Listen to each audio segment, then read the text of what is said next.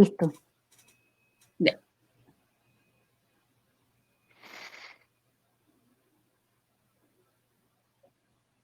Buenas tardes. Buenas tardes, ya estamos por comenzar esta 17ª charla de la Sociedad de Estudios Hegelianos. Vamos a esperar que se conecte un poquito más de gente. Mi nombre es Mariana Valdebenito y voy a ser la moderadora del día de hoy.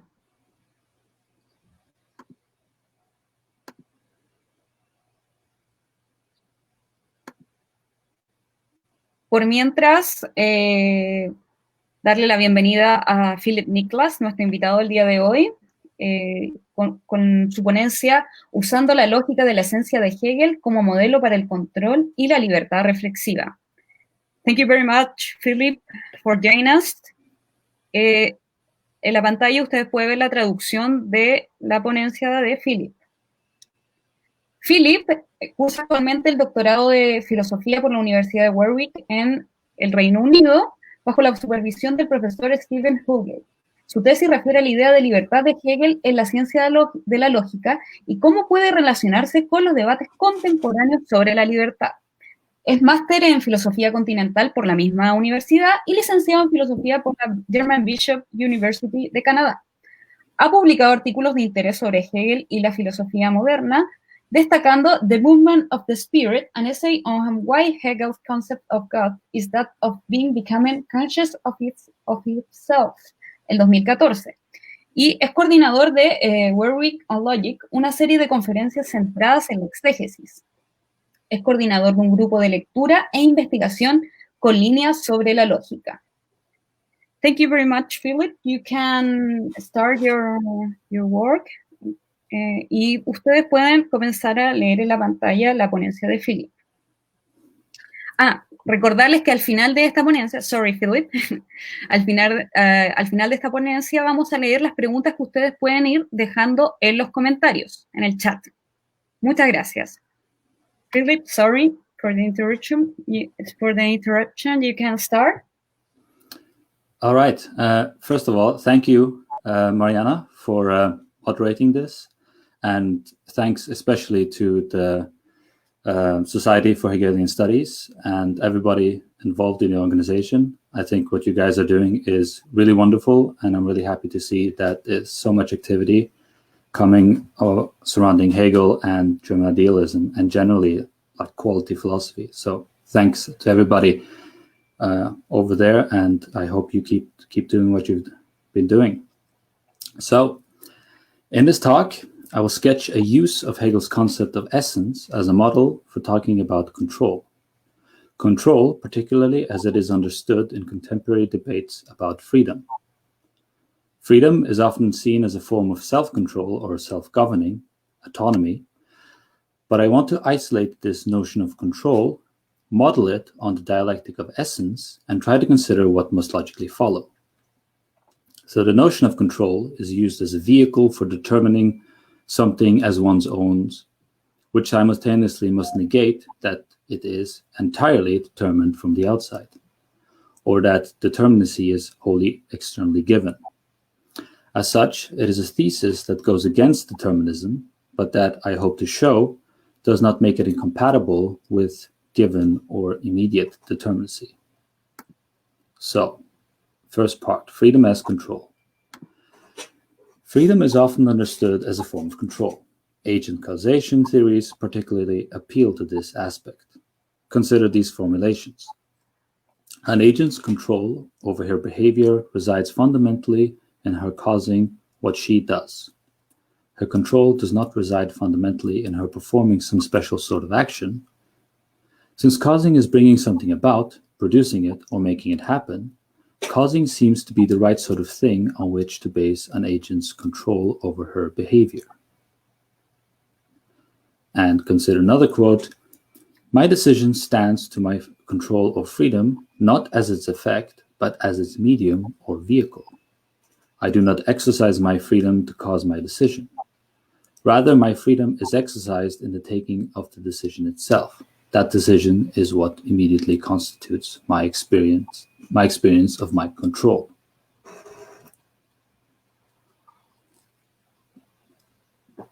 So the primary threat that agent causation theories seek to neutralize is that of global determinism. Determinism, according to Michael McKenna and Derek Perebohm, is, quote, in its simplest form, is just the thesis that at any time only one future is physically possible, end of quote.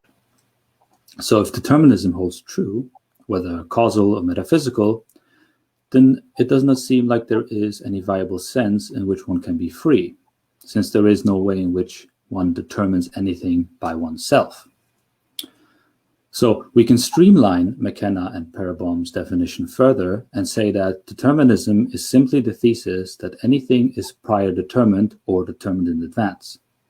In other words, it is the thesis that all determinacy is given. In agent causation theories, freedom presupposes an element that is precisely not given. That is, something mediates what is given such that the given is no longer simply as given, but altered. But now, and here comes the difficult point, the process that alters the given cannot itself be given. If the process is itself given, then that folds simply back into the givenness, and so that there is no real distinction to be made with regards to the mediating element. It does not really mediate, but is itself merely mediated, and so it is determined externally. We can think of this in terms of freedom as a capacity to determine oneself. To determine oneself is just to have control over such determination. There is something more than merely given or immediate determinacy at work. This mediating process must be extensive enough to mediate any determinacy, because if it is not, then something remains given, and so it falls back into the register of immediate determinacy.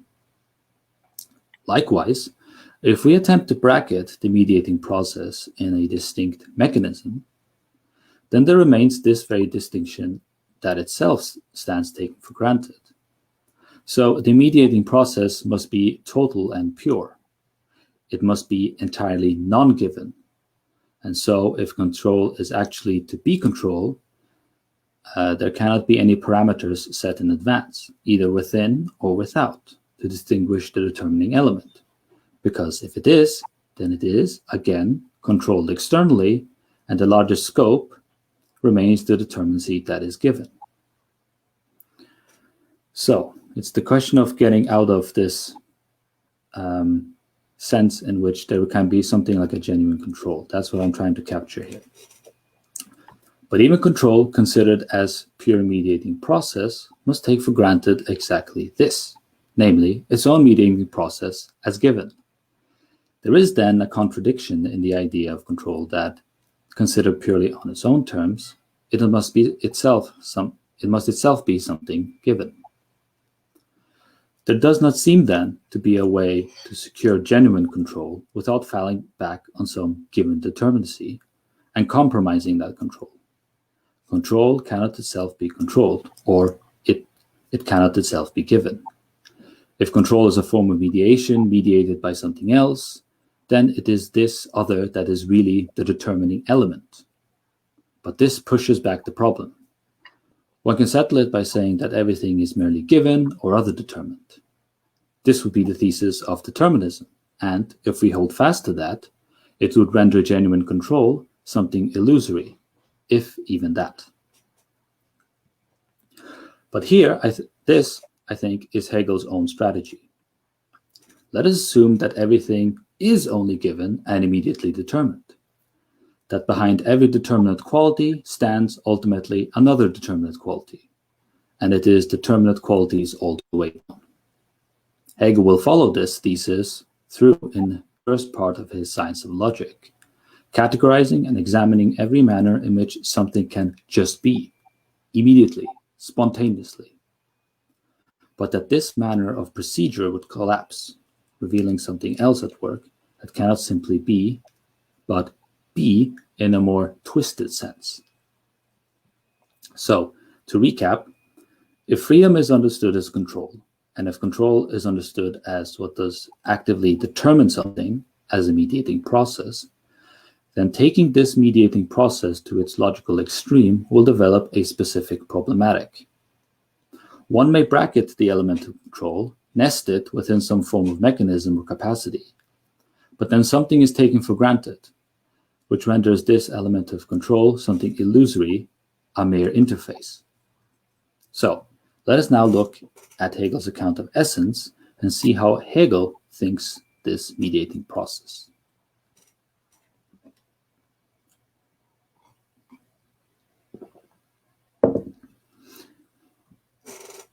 Hegel's science of logic does not begin with essence. Indeed, it cannot. This is because, first, essence is considered to be what is non-immediate. It is what is essential, and that presupposes a certain very advanced distinction. Second, and this is the more important point, the science of logic is the discipline of presuppositionless thinking, and as such, it cannot take for granted any methodology, privileged category, or any determinate starting point. Even the idea of a beginning is deeply problematic because it suggests that it is the beginning of something, and that means it has already begun. The logic begins in this qualified sense, then, in the sheer immediacy of thought. Quote, setting aside every reflection simply to take up what is there before us, as Hegel writes. This setting aside of every reflection, every distinction, must be so radical that it even sets aside this very aside setting. In other words, the abstracting must itself be abstracted.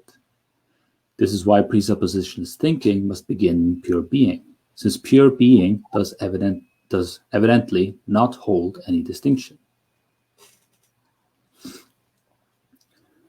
So pure being is the explication of pure knowledge as such. So Hegel extols Parmenides for having begun what he regards as science in the proper sense.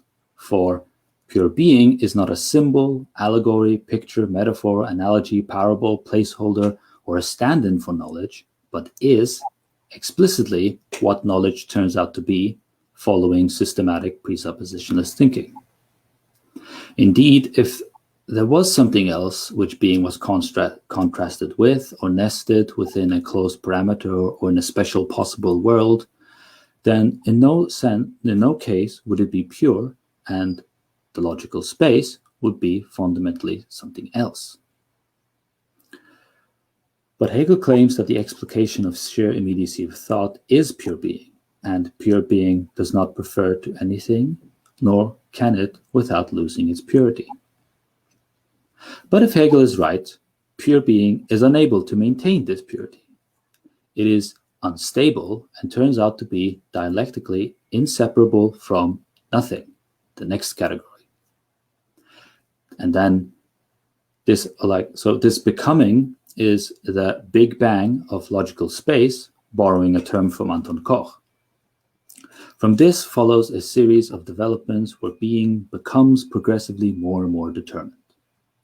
Said otherwise, being qualifies itself, becomes quantifiable and measurable, then being turns out to be essence, and it is worth taking a few moments looking at just this transition. Qualitative being passes over into quantitative being, which passes into qualitative being again. Each are negations and moments of unity. The unity of these two is measure, but this unity is itself something that succumbs to being a moment. As Hegel writes, quote, after the immediacy of this unity has proven to be self-sublating, this unity is now posited as what it is in itself. It as simple self-relation that contains within it being in general and its forms as sublated, end of quote. The thought is that if any immediate being, qualitative, quantifiable, measurable, turns out to be a moment, each precisely passes over into the other, then this must also hold for the connecting reference. But if this connecting reference is understood either qualitatively, quantifiably, or as a measure, then it cannot be regarded as the whole, but as a moment that itself passes over. And so this relation cannot be maintained as the larger scope, or it is not absolute. More specifically, the relation cannot obtain as something immediate. It can, however, obtain as something purely mediated. So one could see in the passage from one form of being into another, for example, qualitative to quantitative, a select unity which remains what it is in the passing over. So this would be seeing the unity of the process as something indifferent to the moments. But indifference, Hegel argues, is itself a form of being. It is a form of being because the difference or distinction falls outside it, external, and qua externality it is rendered a moment. The unity, however, is supposed to be the whole, not a mere moment. So long as we think of the unity as something in itself which persists in the passing over of the spheres of being, we are thinking in terms of immediate being again. But that immediate being continually negates itself, renders itself a moment of a unity which itself, qua indifferent, brings external and therefore qualitative distinction back again. Being in this must now be understood as permanently self-sublating, and that the unity is an immanently negative one. Quote, instead of some existent or other, as the determinations are in the whole sphere of being, they are now simply and solely as posited, with the sole determination and significance of being referred to their unity and hence to each other and to negation, marked by this their relativity. End of quote. So the rubric of immediate being, indeed immediacy as such, here vanishes, since immediate being is only a moment of a self-repelling mediation. This mediation equal to itself is a being, but it is the being that is explicitly the sublation of being. It is essence. So, being is unable to simply be. So this is what I colorfully am calling its crisis, the crisis of being. The first moment of the logic gives us a flavor of this when the purity of being is its own undoing, being nothing. More precisely now, it is understood that the passing over of being can no longer obtain, or rather, any passing over is now a moment of a whole, such that there is no actual passing over or becoming, but what will now be termed moments of a reflected and posited whole. But first, we need to grasp what this sublated being, essence, is. So, we're slowly getting more and more technical. I hope people are able to follow the thread. I understand this is very difficult material, but do please ask me questions afterwards about this if anything remains unclear. All right, we're going into essence now. The difficulty of comprehending essence lies in thinking it not as another form of immediate or qualitative being. While the sphere of being ends with a crisis, essence begins with a problem. The moment essence is understood as the negation of all that being is, it enters into the game of being once again, mutually determined, indifferent, immediate qualities. But this game of being proved to be self-undermining, and so it cannot remain the main distinction. For this reason, being is regarded as the unessential, in contrast to essence, which is the essential. But this distinction is itself no less qualitative, and so essence is under the yoke, as it were, of being once more. Essence is here only in the first negation of being, but we understood essence before as the immanent negative unity of being, the, quote, absolute negativity of being, end of quote. And if this is right, then essence cannot simply be qualitatively contrasted with being, because there is no true sense in which being remains. Being is not merely unessential existence, but, quote, an immediate which is null in and for itself. It is only a non-essence, shine, end of quote. So notice two things. First, how the qualitative contrast is kept but hollowed out, as it were. The unessential and essential distinction remains. Second, there is a shift in emphasis. The unessential moment is regarded not as the prior state of being, but as the negative of essence, such that, conversely, essence is not merely the negation of being, but an otherness entirely beholden to itself. So immediate determinacy is now recast in the form of a purely negative determination. This is shine. Being is fully sublated, but the difficulty is now to determine just this without resuscitating being once more. Shine determines being as the, quote, pure moment of non-existence, end of quote, but equally it does this immediately. Shine can thus be said to be double-sided. At once it both immediately determines being as negative, the being that is not, merely seems to be, and immediately determines being as negative. This immediacy is a true remnant of being and renders a side of shine something utterly other to essence. So it is as if being is holding vigorously on. However, being is sublated. There is no distinction to be made between sublated being and essence. The nothingness that shine posits in being is the, quote, negative nature of essence itself, Hegel claims. So before we understood that shine determined only the unessential side of being, it turns out that when this unessential side is understood as what it is, namely the total negative of being, it is then indistinguishable from what essence is as such, which is sublated being. So shine was meant to distinguish two contents, being and essence, but ends up uniting them. Therefore, what is shining, or seems to be, is not being proper, but rather essence itself. So, to summarize this development in a sort of formal sense, so in the zero level, being sublates itself. A negative unity obtains that cannot be captured within the parameters of simple immediate being. The whole sphere of being is sublated, it's gone. Cannot rely on it anymore. Something else is at work. That is not being. So, the fact that being is sublated is now termed essence. Essence is contrasted qualitatively with the sphere of being.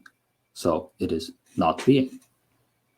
Simple negation brings essence back into the register of being, because we're using qualitative distinction again. But thinking back on the zero level, being is sublated, so this cannot obtain. So there is a sort of transformation of what our understanding of being must be. Well, being only seems to be. Being is shine. The sphere of being obtains only as negative. It is sublated. But if being is sublated, then that is just essence again. And so what really seems to be is nothing is not being proper, but is essence itself. So, and this jumpstarts a development where essence relates itself to itself. So, this further reinforces the fact that essence is what must come second. Even its own presentation is such that essence cannot be immediately, but must seem to be. It is a special form of immediacy Hegel calls reflected immediacy. Quote, being not as being, but only as determinatives of being against mediation. Being as moment, end of quote. So we could say it is immediacy mediated immediately, or more technically, only in itself, not for itself. But this exactly negates that very immediacy and jumpstarts an infinite negating which repels itself from itself, but in this very repelling rejoin itself with itself. So that's what Hegel is going to be calling reflection. But I think we will we won't progress further beyond this point. So this is a difficult thought, but the basic idea is that essence subsists insofar as being is continually negated. And it is continually negated not because of any drive or leftovers from being, but because of the logic of essence itself determines its own, now reflected, being. So we need to think that it is not so much being that seems to be, but seeming itself that precisely seems. And the coinciding of seeming to itself is the reflexive self-movement of essence, from itself to itself as a perpetual negating of the other. And so the lesson, I think, to take from this is that essence first shows itself, or shines, in the unessential immediacy, in what it is not. But is only grasped when this immediacy is negated, and this negation is understood as an intense, pure mediation, decoupled from the content of the initial seeming and focused into its own form.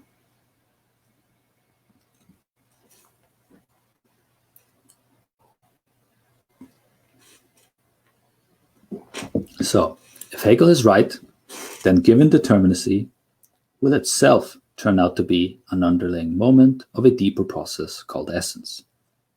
As we have seen, it is important not to understand this mediating essence as simply as a given, as another quality, but as something thoroughly negative.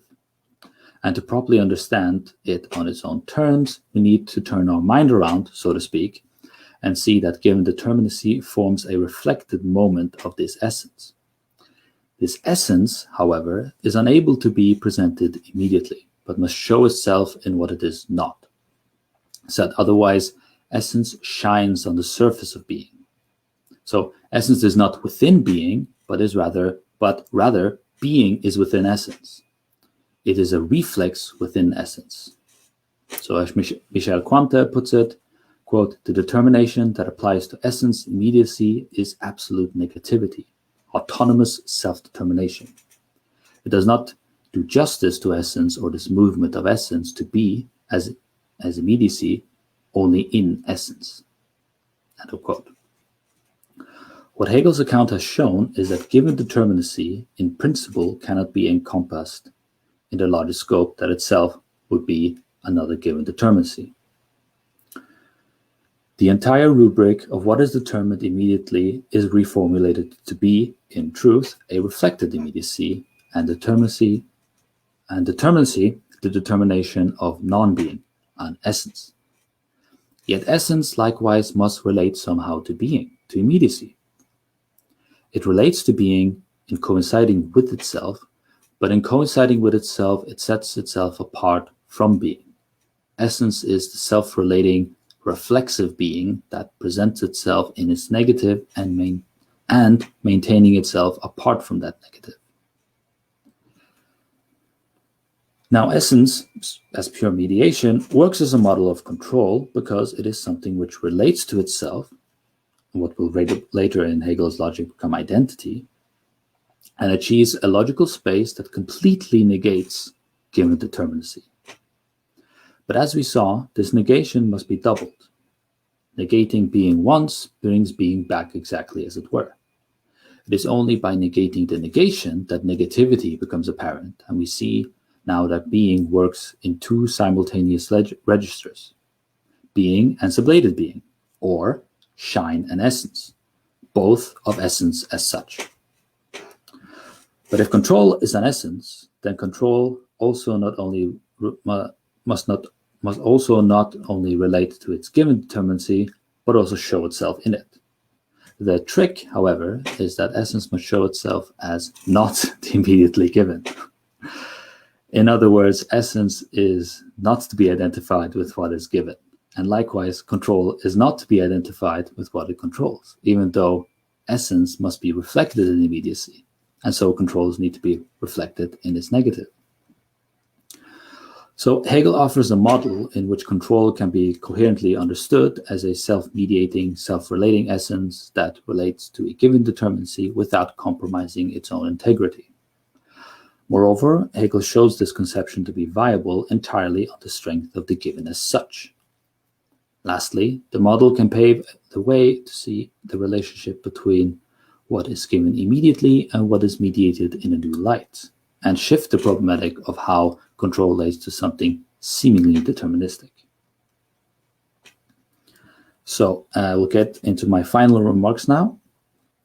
So lastly, I want to consider Galen Strawson's brilliant basic argument, or brilliant rendition of the basic argument for the impossibility for free will or moral responsibility in light of Hegel's account of essence.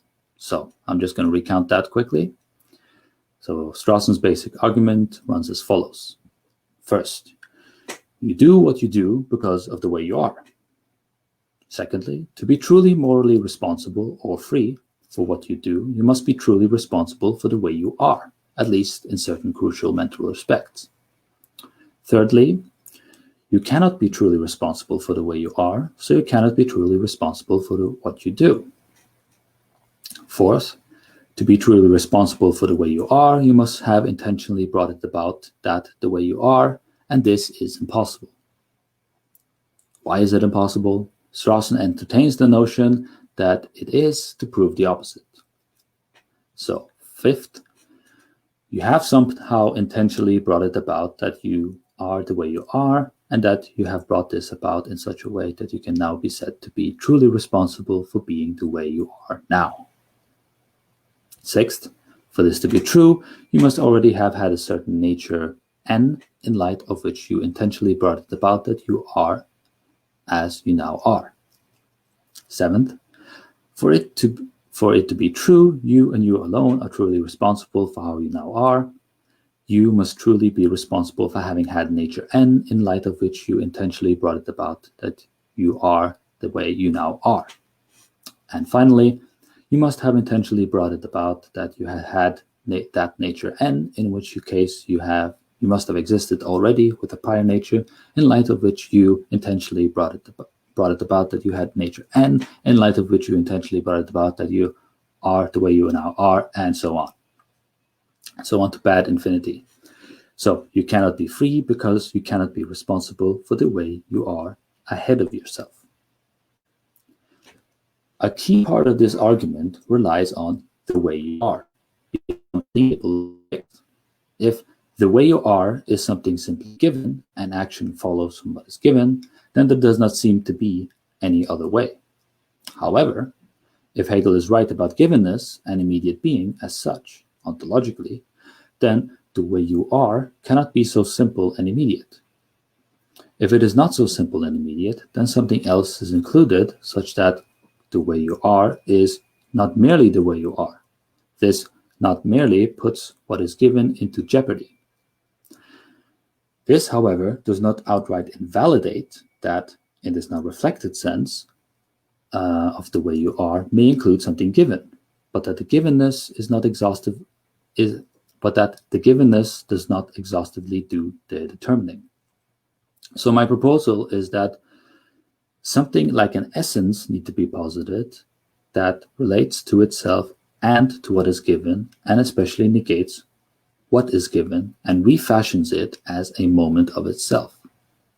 This opens up for there being a rudimentary sense of freedom, a pure moment of determining mediation, which is not entirely at the behest of what is given. Again, Hegel's account, if my understanding is right, does not remove givenness altogether. So, pace Nietzsche, this freedom does not, quote, bear the entire and ultimate responsibility for all your actions yourself, and to relieve God, world, ancestors, chance, and society of the burden, end of quote. Rather, givenness is understood to form part of a more complicated and problematic situation, essence, that is itself not entirely given or merely externally determined. So, I've tried to sketch a possible way one can use Hegel's logic of essence to conceptualize a genuine form of control, which sets out, in broad strokes, what I think Axel Honneth calls reflexive freedom. That is, reflexive in the sense that givenness is taken up and explicitly worked on, or negated, or related to as self. However, this is a very rudimentary sense of freedom and would not explicitly qualify as freedom proper for Hegel, nor indeed for Honneth, as what is other, what is given, does not itself reflect back on the self, and so the self is not itself determined in turn. Said otherwise, we do not have a mutual determination here, but what Winfield would call a two-tiered determiner-determined structure. For Hegel, freedom proper, or self-determination, involves a dynamic and developmental relation whereby one is at home with oneself in one's other. One becomes a poet in one's poetry or a surgeon in performing surgery well. To be free is an achievement, and its labor begins in earnest in the wholesale negation of what is given, negativity of being, essence. So, thank you all for listening and for your patience. Thank you, Nicolás, for your work. Very interesting. Gracias, Nicolás, por tu trabajo. Ha sido muy interesante. Right now, we're going to start with some questions. Vamos a partir de las preguntas. Las pueden mandar por el chat y yo se las planteo a Filip. Okay? I'm going to start with a comment here. Voy a empezar con un comentario de Nayeli Jiménez que dice: no puedo creí que solo existía una esencia misma. I cannot believe it. I thought that just exists one essence itself. It's the most it's the most interesting part of your work, Filip. So you can tell us something more about this. Tell something more about what exactly? This Nayeli thought that there was only one essence itself, and you tell us that no. It's a comment, not a question. If I understand correctly, the question is whether there is multiple essences or one essence. Logically, there is just one essence, right? Solo hay una esencia. Because essence is understood as the unity of all the moments of being, right? La esencia se entiende como la unidad de los momentos del ser. But essence itself undergoes more development, right? Because I've only sketched out the beginning of essence here, right? La esencia en sí misma se desarrolla. Sorry, the lost start. Solo dio un esbozo de eso.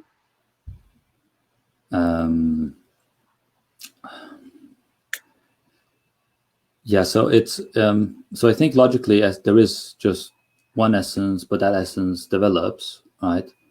Solo una esencia en sí misma, pero esa esencia se desarrolla. And I think eventually becomes the concept, at which point it's no longer seen as essence anymore. Que eventualmente se constituye como un concepto que ya no sería la esencia. Sorry, the last part I didn't hear you, Mike. Lo siento, se me perdió la última parte. That's all right. So essence will develop into the concept, right? And by that point, se desarrolla como it's no longer, it loses the general framework that always plagued essence as this purely negative relation to being, right? And so what I think will happen in the Doctrine of the Concept is that we will have a sort of liberation movement where concept is going to look back on its own development and sort of raise it up and bring it up to its own sense as a concept. That's a like very rough sketch of the whole logic, basically. But pequeño esquema de lo que sería el concepto que va y vuelve como libertad. We have another questions from Cristóbal Cárdenas. What are the limits of freedoms? Oh, there is no limit. ¿Cuáles son los límites de la libertad o no los hay?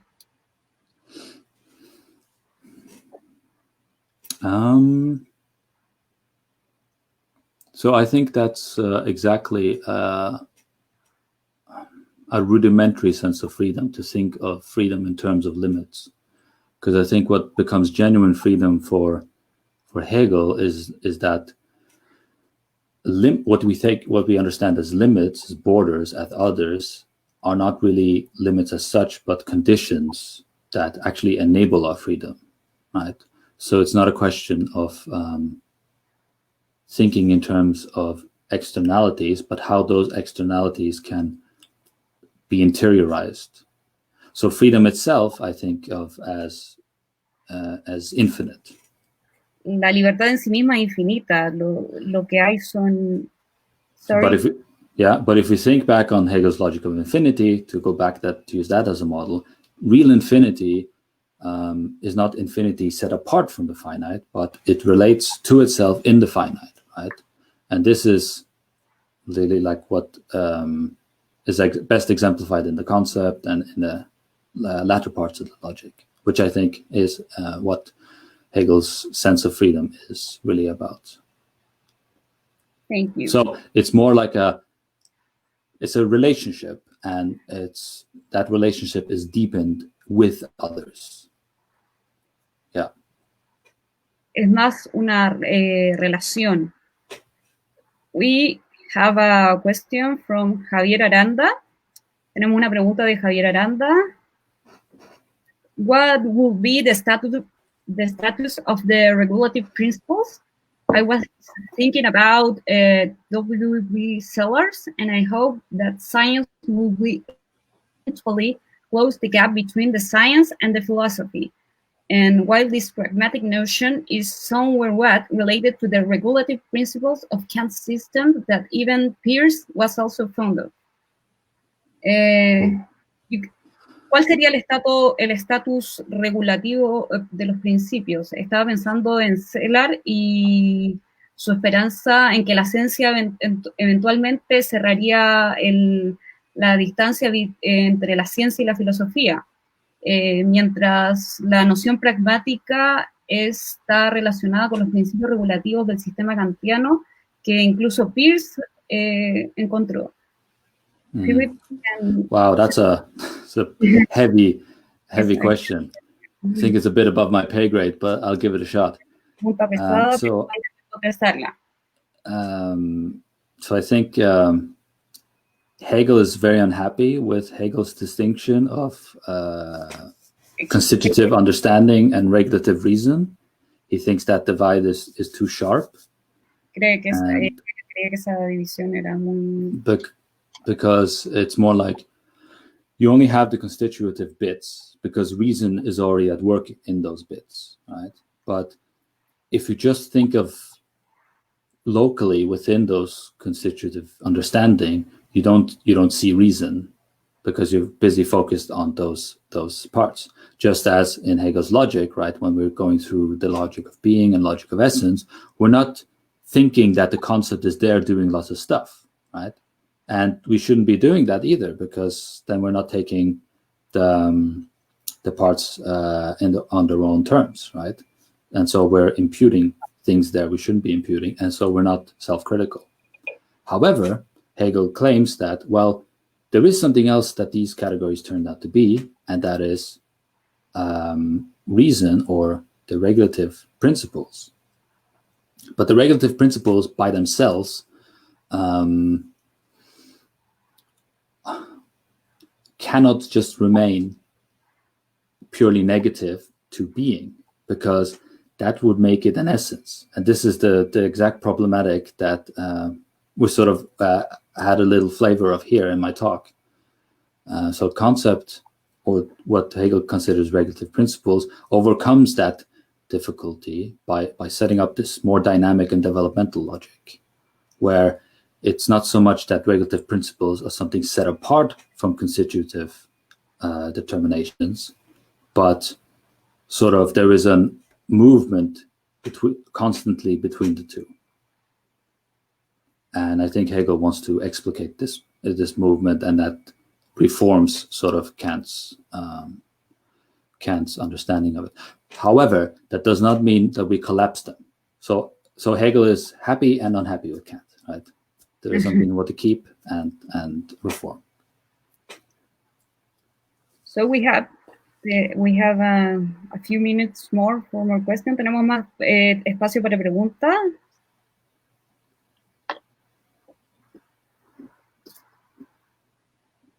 I have it a little bit. Sorry. That's all right. Yeah. Sorry. I'm not in a rush. I have an internet problem right now.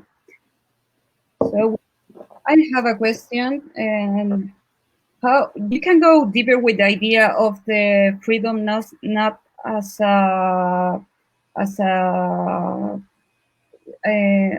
not determined externally. If I can go deeper with that idea. With that idea, explain me because I'm not Hegelian. Si puedes profundizar en la idea de que la libertad no determinada externamente. So let me think about that. Yes, how can I cash it out? So on the first level, we can think of everything determined externally. So everything is given. And if that is true, then there really isn't any freedom. All determinations, everything we do is just like automatically given and so on, right? But I think Hegel wants to argue that there's something more at work that is itself not given, and that this is picked out with the logic of essence, right? This is what I try to tease out here. But then that creates a kind of big divide, big distinction, what I will call an essentialist distinction, right? And this is, I think, where a lot of classical philosophers fall into, right? Between noumenal, phenomenal, right? Something appears and something does not appear. So that would be like the second level. So this is an important distinction, but if we just stay at that, we end up with a dualism. And Hegel is not a fan of dualisms. He thinks that the dualism itself is already a sort of rational demand for reconciliation. It's like we're halfway there already. And so the third level would be where we think, well, actually, the essence is already relating itself to what it is not, to being. So if we just, drive home the solution that's already there before us, well, then we have reason. We have what Hegel calls the logic of the concept. And he calls that freedom. And so if we now understand that essence is not something set apart entirely from what is immediacy, what is given, but is there with it, then there is kind of a mutual determining on both sides, whereas they are coordinated, they determine each other side. So as an example, right, you become a great sculptor, a great wood sculptor, right? Not by ignoring the nature of wood, but by learning, how wood sort of behaves and how it shapes. Same way with a stone sculptor, right? You have to understand the stone and see what you can do with the stone and what you cannot do with the stone. So there is something you learn from what is given to you, namely the material, right? But then you refashion that material, and in turn you also refashion yourself, right? You can become this great sculptor, and you learn these skills. And likewise with a host of other activities, a lawyer, public speaker, politician, etc. So this freedom relation is kind of at work everywhere. I hope that was helpful. Yeah, it was. We are, thank you very much for your answers and for your answer to our questions. We like to thank everyone here to hear Filip. Queremos agradecer a todos los que escucharon a Filip. We're very glad to have you here. Very happy to be here. I really enjoyed the questions. Nos encantó tenerte acá. Very interesting, muy interesante. Sorry. Oh, sorry, I didn't translate the answer, sorry. Estábamos hablando de la libertad y la pregunta era sobre ir más profundamente con la libertad. Me disculpo por no haberla traducido. Pensé que en Facebook se veían. I'm telling that I'm sorry. I thought that they see the translation at Facebook. Sorry for that. Lo siento. Respondimos aproximadamente 3 preguntas. Muchas gracias por acompañarnos. Thank you, Filip, for your time. Gracias, Thank you, Mariana. Thanks, everybody, for coming. It's been really great. I really enjoyed this.